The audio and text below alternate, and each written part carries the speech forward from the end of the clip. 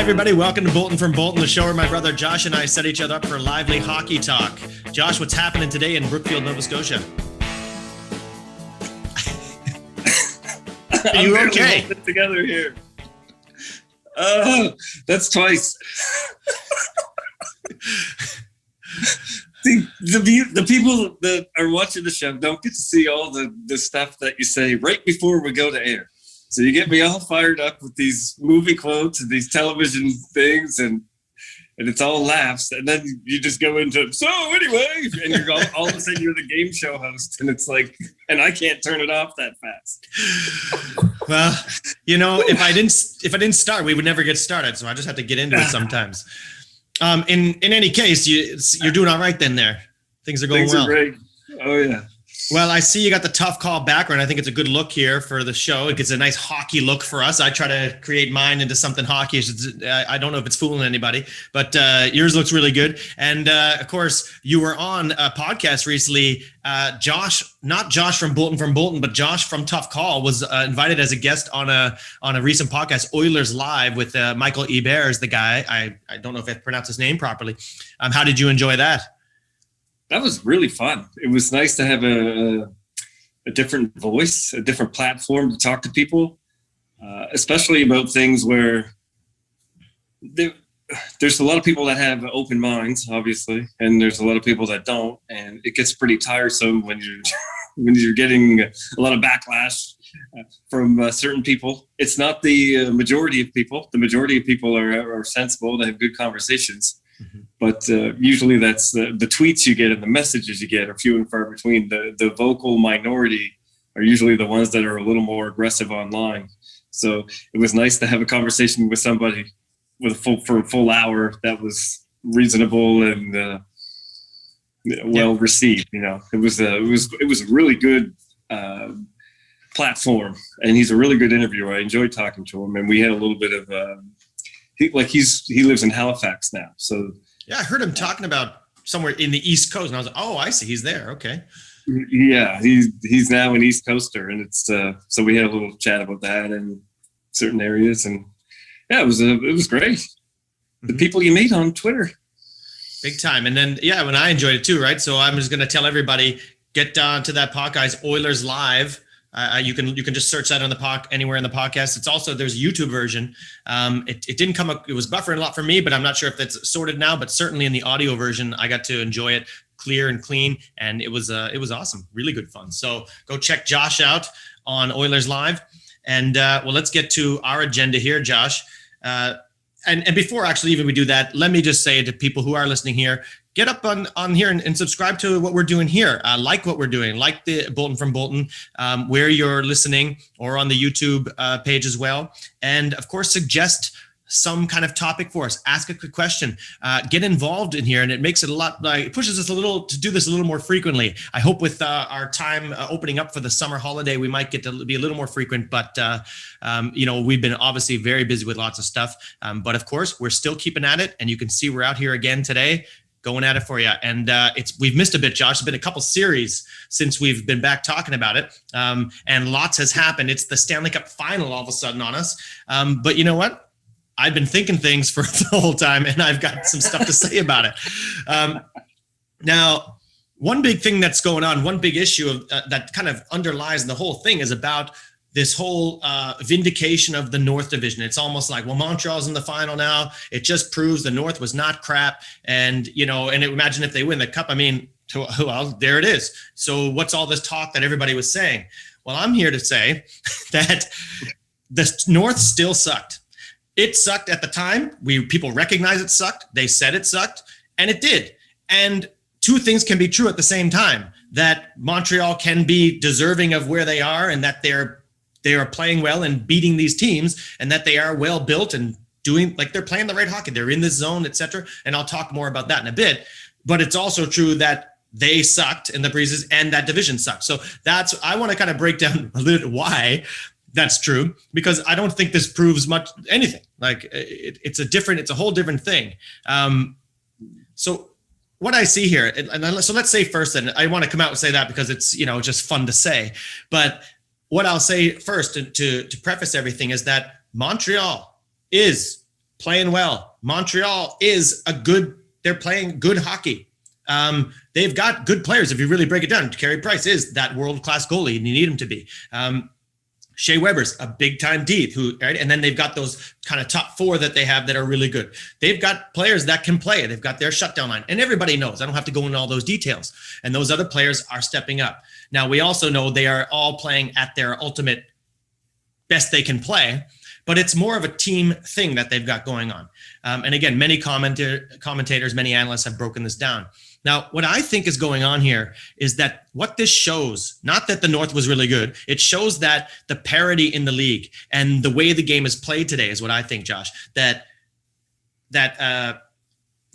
all the players are really good. It's really tough. And you even look at ones that don't even make the NHL. They're right there. The health, the fitness, the speed of them, the hockey IQ of everybody. There are obviously distinguished players, right? But for the most part, it's a whole different game. And you implement a system and it looks kind of the same from not every team, but in some capacity, it's the same. And it's people just executing this thing. And I think what Montreal is doing is executing a really good defense first game. They are in some kind of zone. It's almost like a magical zone. It's almost an impossible zone that they're in. And they've been able to maintain it for 3 rounds and possibly 4. But I don't think it's sustainable past, if they can somehow do it for another round, past this. And it certainly is not sustainable over a season. And that's not what they were. That's what, and it's, they're just hanging on to something that's, like I say, a magical zone at the moment. So I think that this is it's a new era of what's going on in the NHL these days. In the past several years, we've seen lots of things that are unusual. It's like, this has never happened, or this is something that hasn't happened in a long time. And very exceptional things are happening. Some of that has been due to COVID situations, but also it's to do with the nature of the game today. And I think there's just opportunity for, this idea that almost any team can win it's almost true. Like, there is the idea of the parity was to bring hope to franchises who don't get to spend the money or whatever. And then anybody can kind of turn around. And I think we're seeing a lot of that where somebody can, St. Louis gets in at the last day and they win the cup. Montreal, shouldn't even been in. This is one of the main points, by the way. You want to cut me off any second before I keep going on, Josh, or yeah? I'm not cutting this off. I'm just like the interviewer that had Phil Esposito in the Canada Cup, and he's sounding off, and I'm just going to let him go. Okay, so let's get down to some of that. One of the first things is, and this has been pointed out somewhere, but like Montreal finished 18th in the league, right? They were 4th in the North. They were 18th in the league. The Rangers and the Stars were ahead of them, right? So technically, they shouldn't have made the playoffs. So if we're talking about it was a good, they weren't even a playoff team. So I'm trying to separate what they're doing now to what the division was and what they were. So in that division. And then, I think, so they were that. And I think that a lot of people were talking about, the North had Ottawa and whatever, and a couple of teams you could beat up on it, but every team had bottom feeders. Well, one of the bottom feeders, who are the bottom feeders? They're Ottawa, of course, in the North. Everybody, that's what all the teams got to rack up their points and get everything. But then what about in the rest of the league? It's Buffalo was a kind of a beat up doll by Red Wings. Okay, they're one of the bottom feeders. Now, who's in the Atlantic Division? Ottawa, Buffalo, Detroit are all in the Atlantic Division. And I'm talking about next year. I'm stepping right up right now. I don't think either Toronto or Montreal, one of them or both of them, are not making the playoffs next year. I'm saying that straight up. That's what I'm calling right now. And this goes to my idea that the North was not good. Like, they're not going to make the playoffs next year. You could talk about, well, they're the Cup champs, or they're like this really good. No, they're not. I'm separating what's going on now to what the regular season is and what kind of team they are. I don't think anybody's going to say that Montreal's a better team than Vegas. I wonder.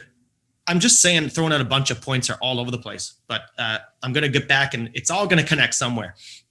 But really, Josh, I want to ask somebody, if you had Vegas and Montreal again, would you dare pick Montreal? You might, but I'm talking if there's real stakes. Let's say it was like a Game of Thrones or something and you had like death by trial by combat. You know that one?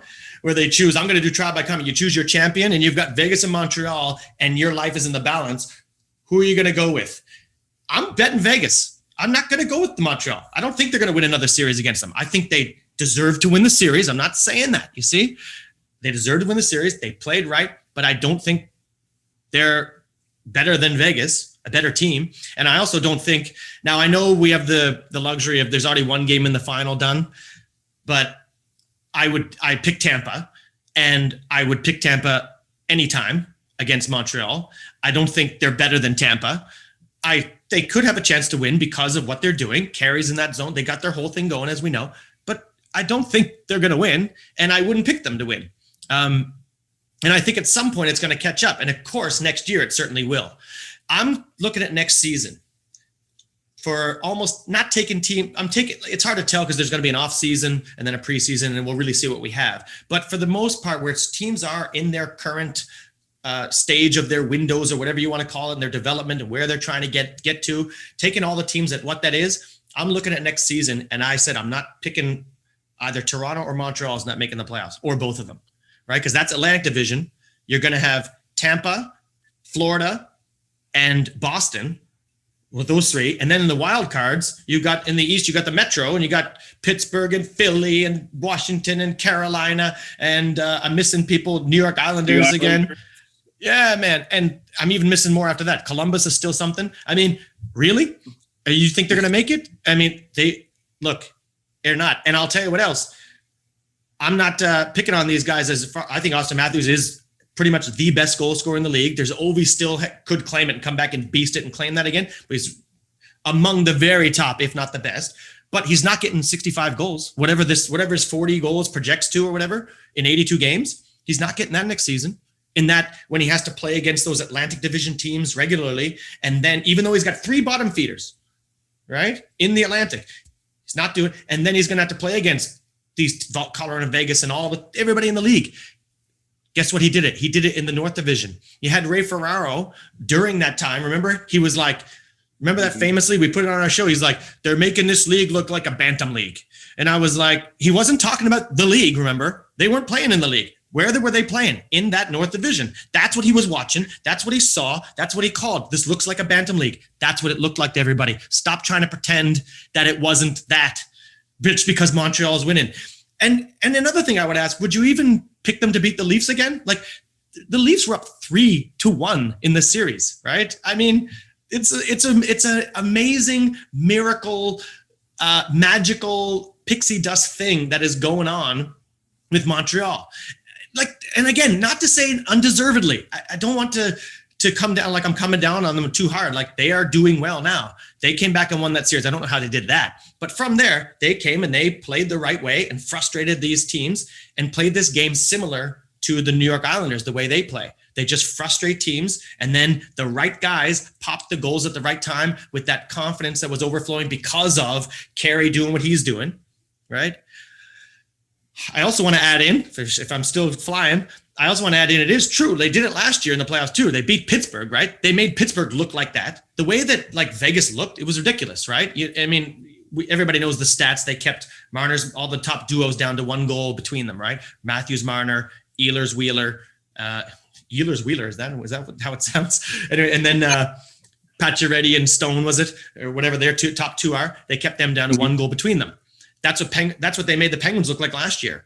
Carey made them look like that. Now I thought, well, that's just a short series. But again, if they re-upped, I would pick the Penguins to beat them again, right? So there's something that's true about hockey is a game where in the playoffs, it's about one kind of game or series, but it's about maintaining tight shift-to-shift focus, where a regular season is not that. And in the regular season, kind of just the better teams kind of shine through overall because they just have more to carry them. And that's what I'm separating and saying the North was not as strong as everybody. But yet, with the parity in the league today, any team can kind of catch a zone and, with the good enough players, like Carey Price you have, right? Let's remember, then you can win. I mean, I wouldn't really say Detroit could come out and do that out of nowhere. Like, I don't know how Bernier would just play out of his mind or something. I don't know. Like, and if you really have enough, but Montreal could do it. They're right in that level of in the top, that many teams that could possibly do it. And they have, but it's not to say that they're a good like a great hockey team. Like this is not, I mean, again, I go back to who picked it, who called it? Nobody. Everybody looked at it and said, this sucks, right? This is not going to go anywhere. Like it can't. Don't pretend like we didn't see that. I just can't stand it that people are saying that this is proof. You know, I don't know. So I was saying, yeah, Matthews is not getting 65 goals. Marner's not being top 5 in the league or whatever next year. They're not gonna. Like, McDavid's not getting 105 points in 56 games next year. Now he might. I'm not holding back anything from that guy. He could just dominate everybody in this kind of regular season environment. But I'm telling you, all that stuff is not happening. It's a new world. We will see. If you think that division is just like, aha, we were saying it, but now it's not true. Re-up it next season. Tell me how any of those teams are going to do in the real world next season. It's not happening. Now, having said all that, I mean, you can come back at me with some of that, but having said that, we will talk about what they're doing and all the good stuff that's going on and talk about the matchups. I missed a few things. Will we? You have given that some thought. Oh boy. I've been sitting on this for 3 weeks. I got nowhere to talk to. I mean, watching it happen, and then I hear people coming out of the word going, aha, see, look, the North was good. The North didn't suck. All you people saying that. It was you saying it. And now you're trying to pretend you didn't say it, right? Well, I think people forget also that Montreal came right out of the gate, and they were like, ooh, they look like a juggernaut. And then all of a sudden they were like last year they weren't a playoff team, and they went on a run in the playoffs, and they weren't a playoff team. This year, they're not a playoff team, and they go on a playoff run. Like, it's COVID helped them twice. Get in the door. There's one thing, you know, to say building for the playoffs, but there's another thing to say building only for the playoffs. Like, you have to have some sort of you gotta get in. You know, you gotta get in, yeah. So it's absolutely bananas. They couldn't win in overtime to save their life in the regular season. And I know some people are saying, oh, look at them now, they're winning in overtime. But 3-on-3 OT and 5-on-5 OT is a completely different animal. Yeah. Like, you can't even say, oh, they finally figured it out. No, they didn't. They put 2 extra guys on the ice. They can clog it up.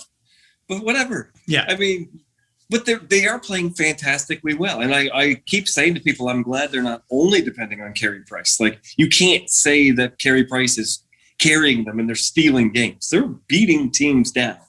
They are winning these games and they're scoring enough goals to back it up. So it's been amazing. But like you said, that's not really sustainable, I don't think. As far as whether the North is good or not, like, it doesn't. It's in the playoffs. Everyone had Colorado picked as, you know, the Stanley Cup champion, and look at them, and you got like everything's a head scratcher there, and you don't understand what went wrong again. I'll tell you what went wrong. You had to go through this team and this team to try and get anywhere. And, you know, eventually you do have to make your mark and win those series. And I know it's frustrating when you don't, and it's disappointing that they haven't yet. But you still, because I said the same thing when Ovechkin couldn't beat Crosby for a while there. Washington couldn't get past Pittsburgh. And it's like, well, in that same time frame, almost every other team in their division made a conference final. And Washington couldn't. So you can't always just say, oh, well, it's because we couldn't beat Pittsburgh, because other teams found a way to get there. So eventually Colorado has to find a way. But what I'm saying is that, like, good teams fall apart in the playoffs. Even really good teams that should win in the playoffs and are built for both the regular season and playoffs sometimes don't have their success right away. Whereas Montreal just seems to be a playoff-only type of team. It's unbelievable what they can do when they have no business doing it in any other situation.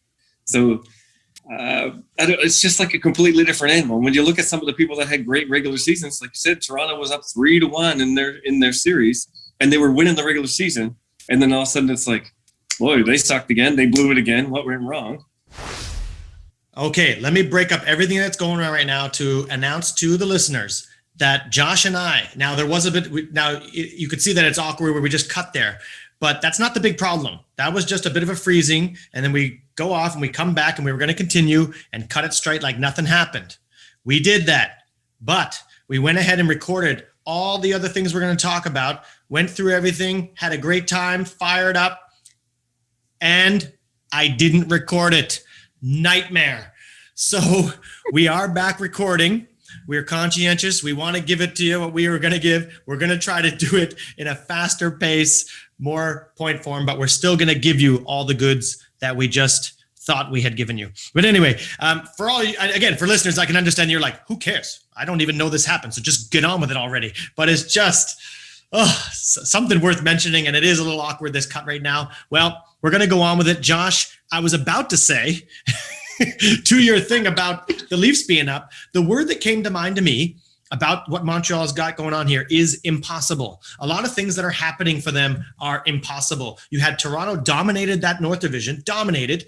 Montreal limped in, and then Toronto has them 3-1 up in the series. Who is calling that they're coming back? What word would you use to describe the idea of them coming back? Something close to impossible, I would say, right? And then it was, Winnipeg sweeps Edmonton, which seemed weird, and then Montreal sweeps Winnipeg. That was not quite impossible, but it seems really far from what the regular season was. So it can just show you that what that division was all about is not what Montreal's doing now, to my point, right? It's just a whole different thing. So the whole thing's impossible. Then they go into Vegas, right? And what would you think of Vegas? Was anybody really picking them?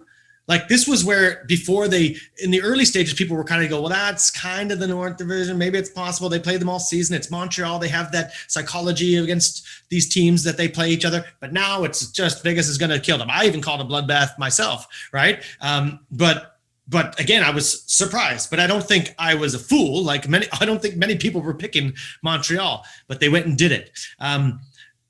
Now, by the way, I found it really funny. One thing I mentioned to you before is just on the side is about your board that you had, right? Montreal and Vegas. Since their inception, you used to have you didn't have a piece for Vegas for where you pick the playoffs and show all the teams. Your board piece there. So you used Montreal in place of Vegas because they were never in the playoffs. Anyway, but this year, look at that. Vegas is out and Montreal's in. They've taken their own piece on the board with Tampa at the end. So isn't that something? I just thought that was a funny thing to mention. Really funny, isn't it? But you got to get yourself a Vegas piece now because maybe you don't because as I said, Montreal won't be back in the playoffs next year. Well, I was thinking, Rory made me the Vegas sticker that I could stick on. And so I might use Montreal next year when they don't make the playoffs. As per your prediction, I'll use them for the Kraken. Yeah. Is the Kraken making the playoffs? Maybe. See how that thing goes. Oh, boy. I wanted to add something too, Josh, on this impossible theme, right? Again, I want to add in something that I don't hear people talking about anymore. Is this Drouin? Jonathan Drouin's not even in the lineup, right? If you go back, people, that's what I'm trying to call on everybody here. It's just like, go back to what you really saw. Stop trying to pretend that you didn't see what you saw and called what you called and said like that this is a crap division. And then now you're going, see, it wasn't crap. Yes, it was. But at the time, again, another thing that people like to add to the impossibility was they're going up against Toronto Maple Leafs, who by far dominated that division. It's a mismatch. The only thing you could say is that playoffs are a new season. Montreal has a history and they just have that thing, which is what they're proving that they're doing. But you take out Jonathan Drouin out of that. Let's just take out one of their top forwards. At the time, we didn't really have Suzuki, Kotkaniemi in mind, Caulfield at all. That didn't even start the series, right? They thought, maybe not yet. This is what they thought. And you take out Drouin, who was pretty much your top. He dominated. He was a big factor against the Red Wings years ago with Tampa. Killed me. And then last year against Pittsburgh, he was a big factor for Montreal. And then you take him out. And now how are you going to match up against the Leafs? Who was picking Montreal in that? Nobody. So, I just think what they did there was really beyond exceptional. And then what they're riding now is something else that's very improbable, if not impossible, right? What they've got going on. Now, I think on that, I guess you mentioned Kuch and the cap thing, right? In about this, because imagine if you're taking away players there. Oh yeah, I also want to mention Anders Lee and the Islanders. He was out the whole time too, and they went ahead and did it. And look at them. They're playing that kind of style that's successful in the playoffs and took them far. Montreal's doing a similar thing. So it goes back to our point about the parity and the way that the league is and the way that teams that are everybody's pretty good. All the players in the league are good. They are good athletes. We have good systems, and the game is pretty much systematic. We know how to play. And if you can just get in that zone and maintain that zone, you can do something. Defense first and come back. And that's what's going on. So Anders Lee out for the Islanders, Drouin out for Montreal, and those two teams like killed it, right? It was almost an Islanders Montreal final. Yeah, it really was. They're playing a good brand. They're playing they're not relying on that defense. They're actually, I was saying the Islanders are actually one of the higher scoring teams of the playoffs at one point.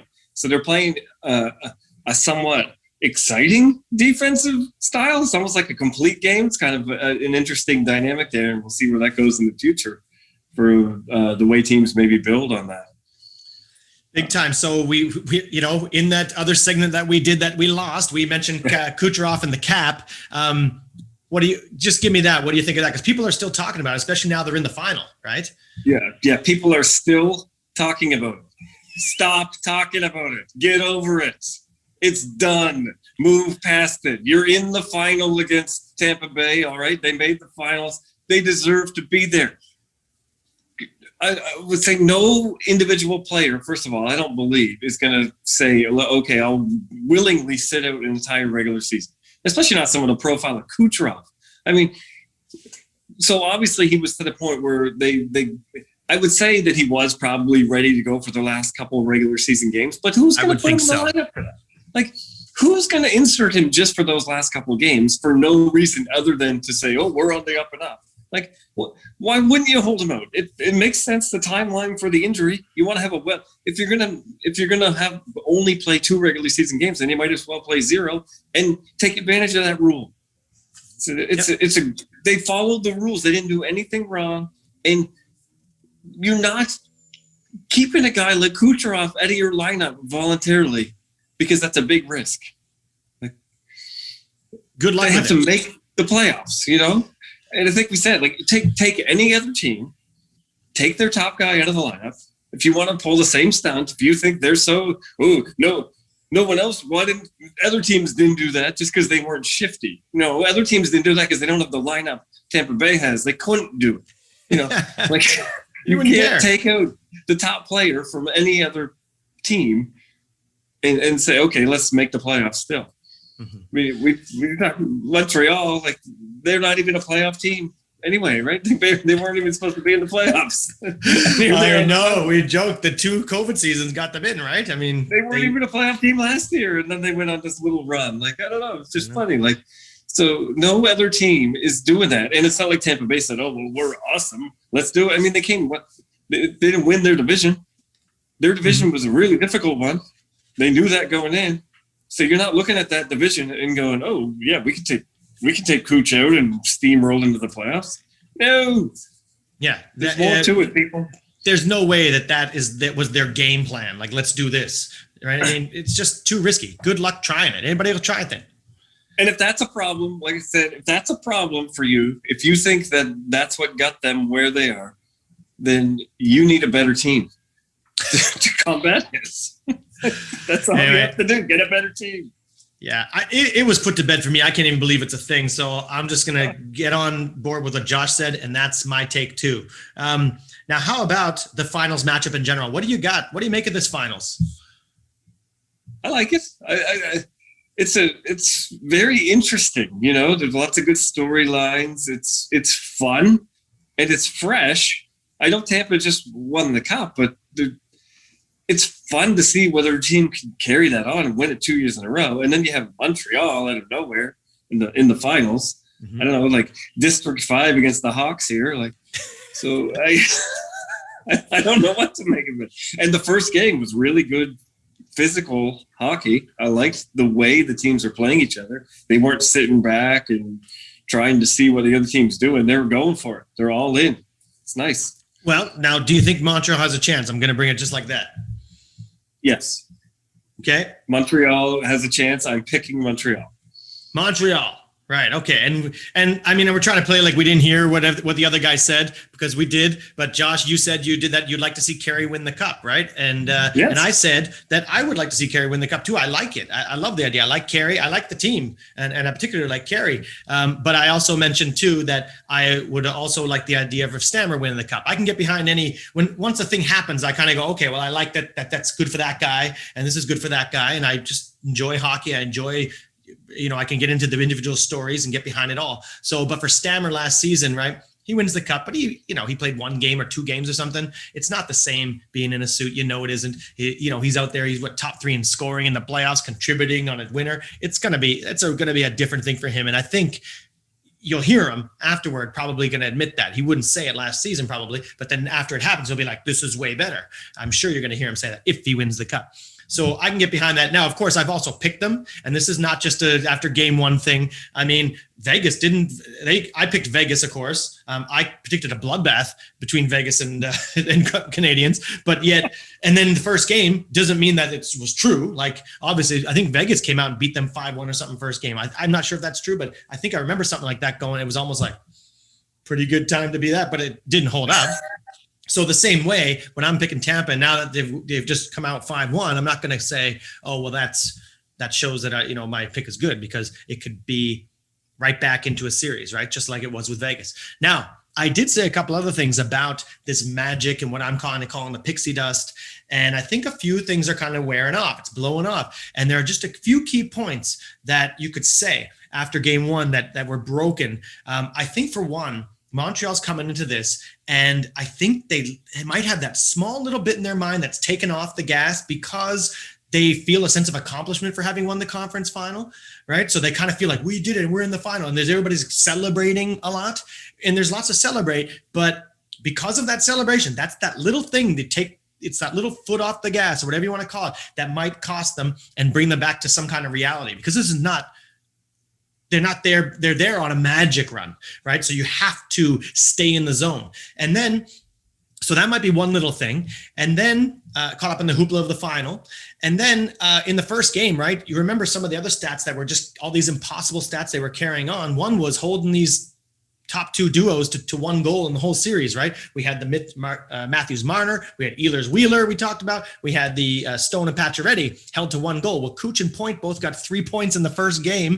Kuch got 2 goals, so even the goals, like, literally just broke that thing. That's over. So in game 1. So forget about that, keeping their top line down to 1 goal. That's a little bit a chink in the armor. And then you had that 32 straight kills, and while an insignificant goal, 5-1 for Stammer, about a minute and something left, well, it's a little significant in that streak's broken, and that little magic. And then you had another one, which is Carey playing out of his mind and being like the best goalie in the world. Him and Vazzy are like right up there. Who knows who can call it now? And he just looked normal. He looked good, but just normal. And now, what I did say and what I'm going to say again is that you can bring it back. All right, you just have 1 game, and then Tampa beat Islanders 8-0 in game 5, and then there was all of a sudden a game 7, and then it was 1-0 in the game 7. So it's not like it's a big thing. You can just bring it right back. But I'm just saying, they're getting pulled away from that magic. They've got to snap it back next game quick and get everything back in that zone. Carey's got to get back in the zone. They got to get back in the zone if they want a chance, is what I'm saying. Because right now, it's a little bit of the dust is wearing off. People are going, oh my God, right? After that kind of first game, and they're overwhelmed in that building too, and they're acting like, oh, it was really crazy in that barn, and like, we'll get used to that and be better second game. But like, you were in Vegas, that place is crazier than anywhere, right? So I don't know, man. It's something, but I would re-up if it was like Vegas and Montreal again. I would choose Vegas. Like, I don't think that they should win the thing. Like, I think it's magic, and I don't know how long they can hold on to it. And that's all I would keep re-upping. Like, and then I see Tampa and I look at it and I just go, it's gotta be Tampa. Like, I don't say that it's not possible, and I don't say they're not doing well. I'm going to repeat again. I don't think they don't deserve to be here, anything like that, any of that stuff. They are here playing the right way, but they've got to maintain that close to what we have to keep calling magic, and everybody playing to the top of their games, everybody doing their top thing. They did go on that magic run in 93, and they had the 11 or 13 straight overtime wins, whatever it was, and they lost game 1 in that series 4-1 to the Kings, I remember. Mm-hmm. I think Wayne Gretzky scored every goal in game one, including Montreal's, on his own net. That's right. He did score in his own net. Gretzky can do whatever he wants. 1-4 straight. Now they might have to pull the old illegal stick move. I don't know. We'll see what happens. Those were the days in our minor hockey too, in our youth, right? Getting the stick calls, but that was the real deal, even at the NHL level. That's amazing. Marty, what are you doing with that stick out there? So, I mean, that's what I've got for that final. I mean, look, I don't know what to expect. I can just call what I see, but I can't be too surprised if they win. I mean, I can be surprised, but I can just be like, well, I mean, everybody was stunned. These people have not been calling it beforehand, right? I mean, now there's a few calling Montreal, like you pick Montreal, and some people do, but I don't know. I'm some saying people do that sort of thing, whatever. Yeah. That's what floats their boat. Yeah. And I'm saying again to the thing, like I'm calling about, if you really want to, just going back to this, like the whole kind of big theme of our thing here that I'm bringing to the show today is this North Division, wasn't very strong. People recognized it. And then now we're saying, oh, no, it's not because look, they're in the final. It doesn't matter if they win the final or they win the cup.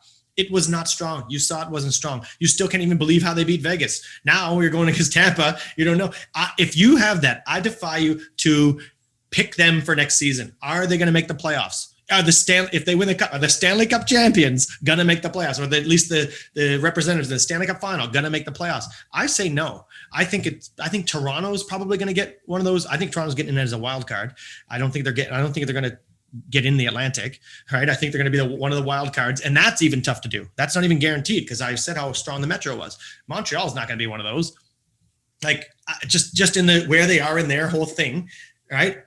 But it speaks back to the parity in the league and the kind of thing that can happen these days, that people can play good hockey. Any team can, almost any team. I wouldn't really put Detroit in that category necessarily. Maybe though, can get in some kind of zone and win a series and then maybe win 2 or 3. So you can put it together. And do it. And that's what they're doing. I'm giving them full credit. Remember, I don't know how many times I've said it today because we've done so many, we failed recording and I've just repeated it a lot because, people are going to be fired up, but it's like, I'm trying to say that 2 things are true. They are playing well and deserve it. And that division was not strong and everybody recognized it. And I can't stand people trying to pretend like that's not the case now, that you didn't see the same thing we all saw. And I'm saying, call it next year. Are anybody people are going to get any of those things? Are anybody going to, is Marner going to be top 5 in scoring in the league? Is Austin going to get 65 goals or whatever it translates to? I don't think so. Anyway, guys, bring it to me, whatever you think. I guess another one you had, Josh. Oh, wait, though. Actually, another one we didn't, another point, quick one was what's the vibe on the Canadian teams hoping for the Canadians? What's the etiquette and what's the general vibe going on there? You live there. There's some mixed reviews. I mean, I don't understand it. And you look no further than Steve Dangle, the ultimate Leafs fan. Just that's his whole job is to be a Leafs fan. And he's even after round 1, he was, I don't know, I didn't know what to expect from him, but he was set for a long playoff run, I'd imagine. So he's been live streaming the games anyway, even though Leafs aren't in. He's been watching Canadians games. You can watch online with him. And now he's even to the point where he's got a Habs jersey on in these videos. And it's like, it's for charity. He said, yeah, if you raise enough money, and they said, will you wear this? He said, yeah, if you raise money for charity, I'll wear your jersey. Sure. And they did. So he did. And, Leafs fans are turning on him. Some, not all, some though, are like really going like, I wouldn't be caught dead in a Leafs jersey. And actually, it reminds me of a story of our friend Carl McGilvery. Yeah. I'm pretty sure I heard this story where he lives close to a relative of Brad Marchand or something. Anyway, and Marchand pulled up in a vehicle, and Carl saw him and said, hi to him or whatever. He said, hi, do you want an autograph? And he said, no, thanks. I'm a Montreal fan. Whatever. Like, there's just things you don't do as fans of teams against certain rival teams, right? And, most of the Montreal fans and Toronto fans aren't even as much fans of their own teams as they are haters of the opposite color. So, it's brutal to have those people for them. Like, they would do anything other than cheer for the other team. and all of a sudden everyone in Canada is supposed to just cheer for Montreal because they're the only Canadian team left, then it doesn't really make any sense to me. Especially when you consider that there's more Canadian players on Tampa Bay than there are in Montreal anyway. So the Cup's going to spend more time in Canada if Tampa wins it than if Montreal wins it. Like, where do you draw the line? What defines a Canadian team for you? Now, it is cool, the storylines of say, oh, the Cup, a Canadian team won the Cup. It is kind of cool to say that, but I'm not going to pick a team based on it. Either you like the team or you don't. That's where I'm at.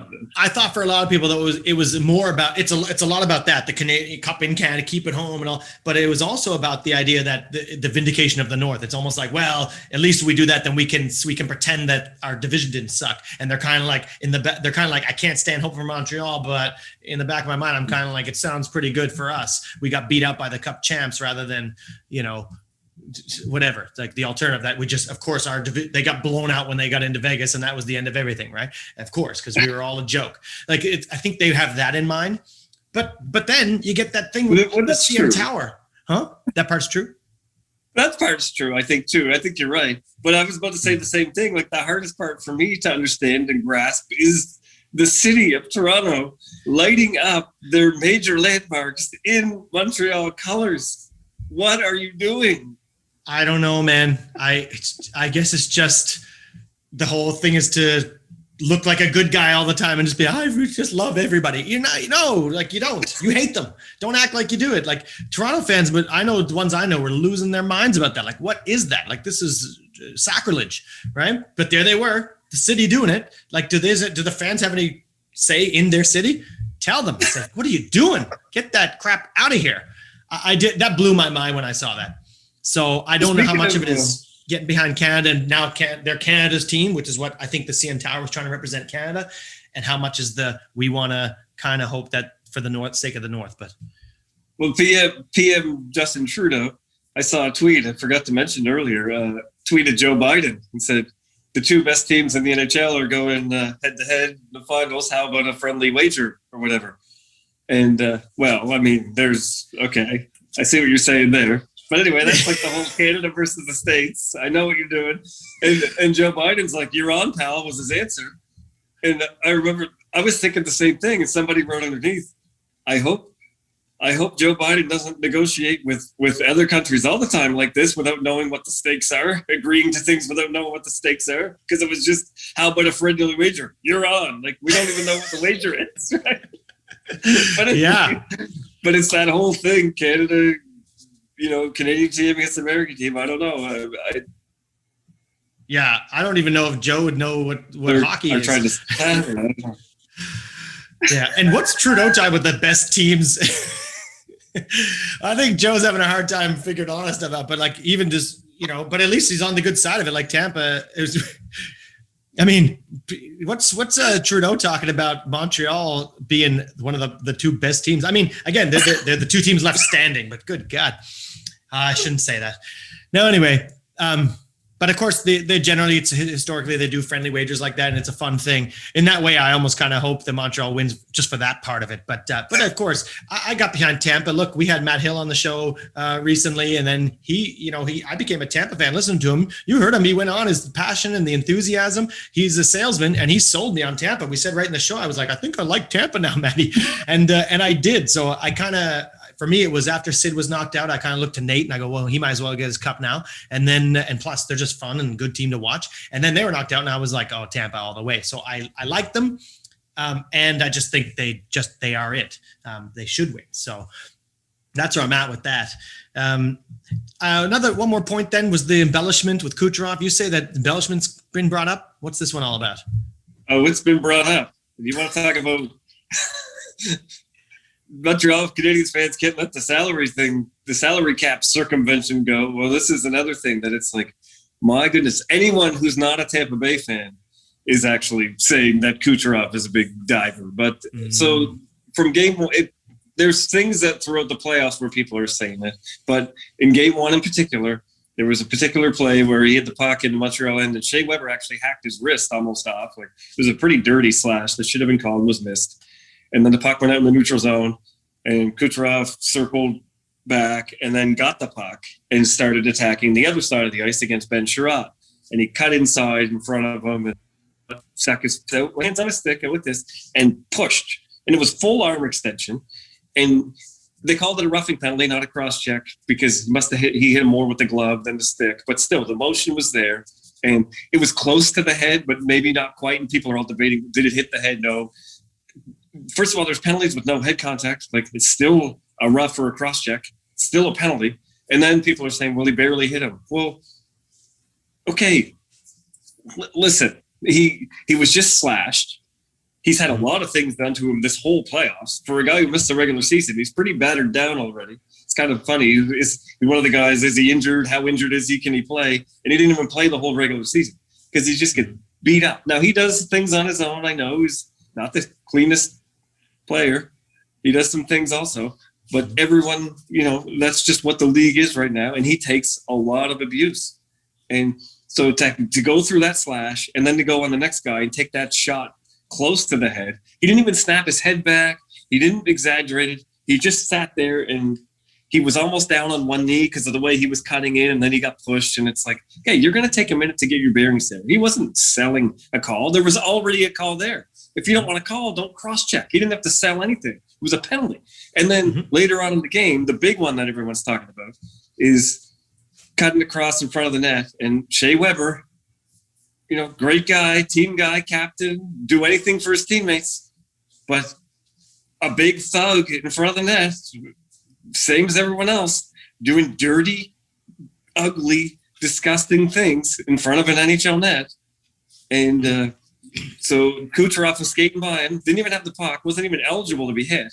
And Weber slashed him. And he caught him in the back of the leg, like right in the back of the leg where there's no padding and up near the knee. And so Kucherov went down. And he slid the boards, and he basically hit the ref. Like, it was so funny. The referee was like staring right at it, got slashed, slid right beside the ref, and then like got on two knees and was just like looking at him. The ref's like, nope, nothing, get up. And Shea Weber ended up getting a fine, $5,000 for that. Yeah, slash. the league thought so it was something that the right, and they're just the dumb, like they don't even notice anything. And they think the referee didn't even call a penalty. And they're still seeing this and saying, we got to fine it. They didn't fine Kucherov for embellishment. They fined Weber for the slash because no matter what you say, forget Kucherov, Montreal. Forget Kucherov, anyone who hates Tampa and doesn't want to see them win the Cup. Forget that there was a cap circumvention and he shouldn't even be playing and whatever. Forget that. Look at your own guy. Look at Weber. He slashed him. If you don't want someone to suck the ref into calling a penalty, don't hack them in the back of the leg. Be clean, be strong, be smart. I'm hoping for Montreal. I don't hate them, but I know. You have to worry about your own guys. Weber is so dirty that in my NHL, he wouldn't be playing anymore. I would have suspended him for 13 games as a 3-time repeat offender in this playoffs for all the garbage he's been doing. Josh from Tough Calls getting upset. Like, it just, and all of a sudden, Kucherov gets this represent. You take a hack in the back of the legs. Weber's a big guy, and you always use that as an excuse when he throws a hit. Well, he's so tall. How's he supposed to not hit people in the head? He's so big. Well, then maybe he shouldn't be slashing people if he's 8 times as large as everyone else in the league and is the only one that's allowed to hit someone in the head because he's so big. Well, maybe his slashes hurt more than other people's too because he's so large. I don't think Kucherov is faking it. You line up and let me take a good crack at the back of your knee, and we'll see how quickly you buckle, people. And when I want to highlight here, When I'm just saying, like, go. It doesn't take much. I was going to say, like, I talk about that playoff story where in junior hockey, I was getting slashed in the arm right here. And it wasn't like it was one big one, but it was multiple fairly good ones. And after a while, you hit that spot. A little one would have sent me in agony. If you were wearing a soccer shin pad on your arm, right? Like, he's trying to get through an NHL playoff season, and we're in the finals, so he's been through a lot.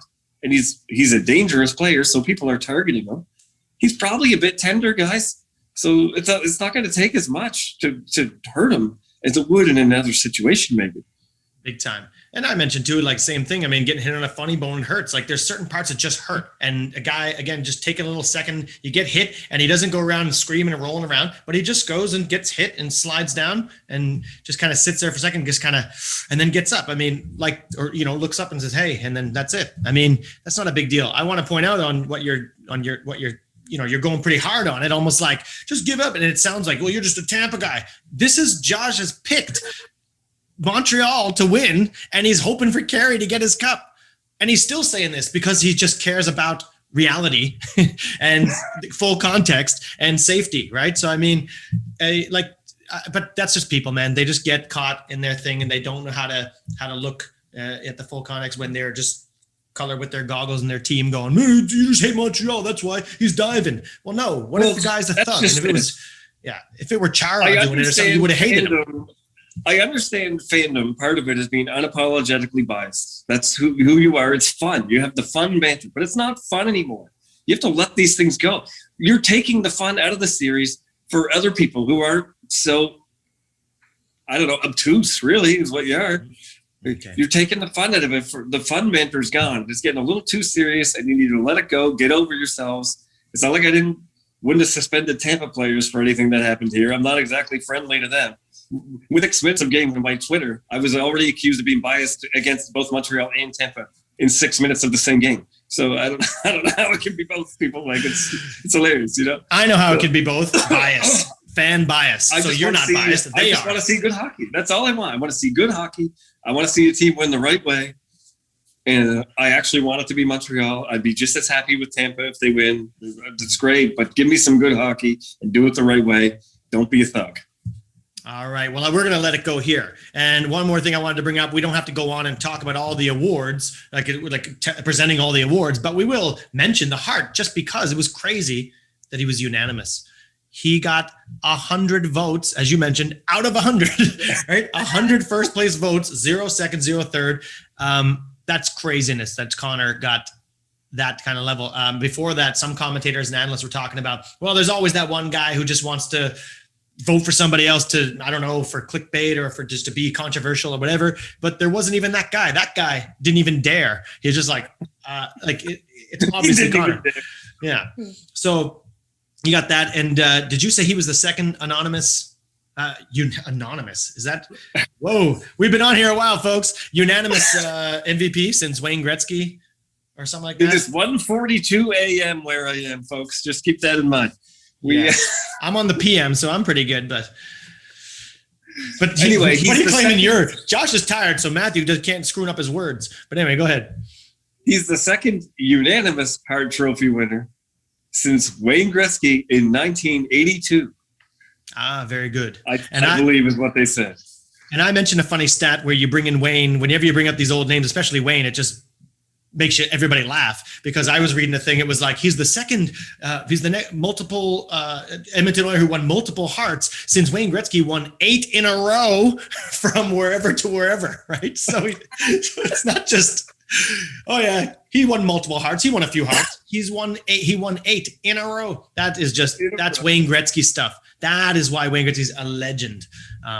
It was crazy what was happening that day. That brought us to another stat of bringing up Kucherov again. I know you love to hate him. For the last 2 playoff years, he's had 30-plus points in the last 2 playoff seasons, and he's the third player to ever have back-to-back 30-plus playoff point seasons. And the other 2 people are Mario Lemieux and Wayne Gretzky.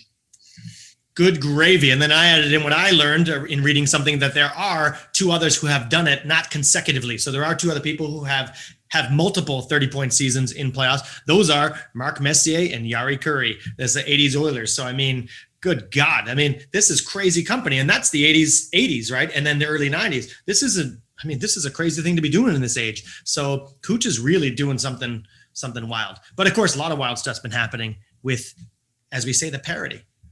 And we bring up another wild thing. We weren't going to talk about all the awards, but I'm bringing up another one. Adam Fox from the New York Rangers won the Norris Trophy, and he's the first player. He's the only other player to have won the Norris before his 3rd NHL season.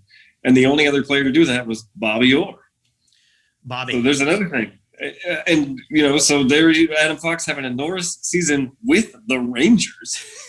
and he does it before his 3rd season. So it's not like all these people are like, oh, Adam Fox, he's been around a while, we'll give him the Norris. No, he's year 2, man.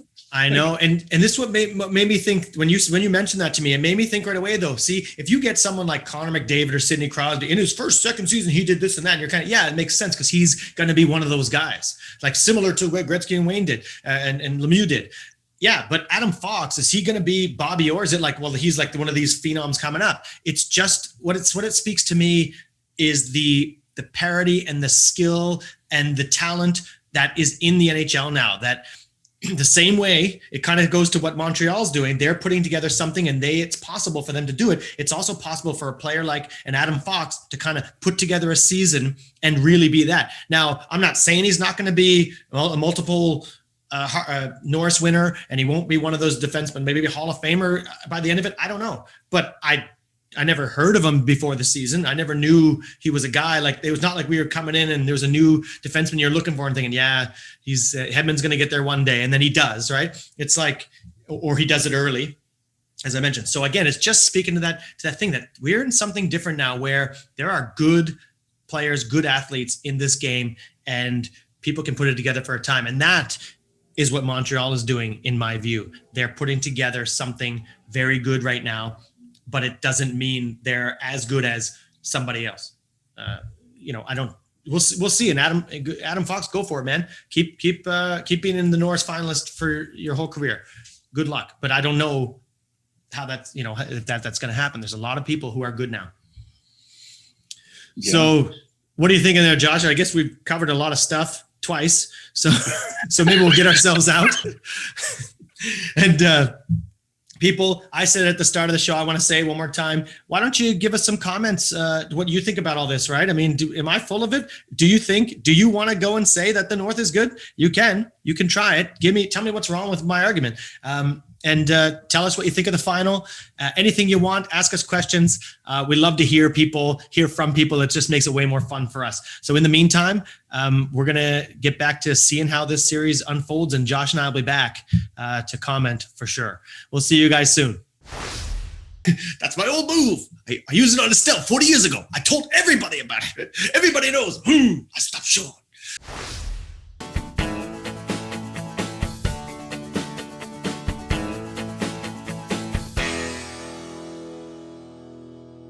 That is a Josh Boulton goal.